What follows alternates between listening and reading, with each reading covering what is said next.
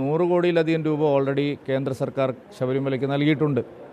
അതിൽ 5% പോലും എസ്റ്റിമേറ്റ് ആയിട്ടില്ല. പിന്നെ എങ്ങനെയാണ് ചെലവഴിക്കാൻ സാധിക്കുന്നത്? ശബരിമലയിലെ സ്വർണവും സമ്പത്തും കൊള്ളയടിക്കുക എന്നുള്ള വളരെ ബോധപൂർവമായിട്ടുള്ള ഒരു ഗൂഢാലോചനയുടെ ഫലമായിട്ടാണ് ഇവർ ഈ പ്രവർത്തനങ്ങളെല്ലാം നടത്തിയത്.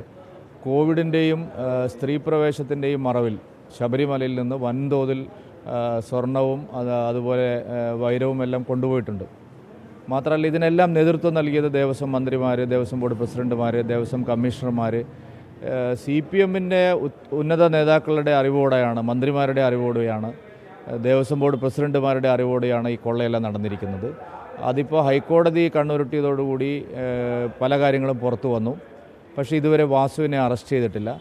വാസുവിനെ അറസ്റ്റ് ചെയ്താൽ തീർച്ചയായിട്ടും അത് കടകംപള്ളി സുരേന്ദ്രനിലേക്കും അതുപോലെ പത്മകുമാറിലേക്കും ഇപ്പോഴത്തെ ദേവസ്വം മന്ത്രി വാസവനിലേക്കും അത് പോകുമെന്നുള്ളത് കൊണ്ടാണ് അറസ്റ്റ് തടയുന്നത്.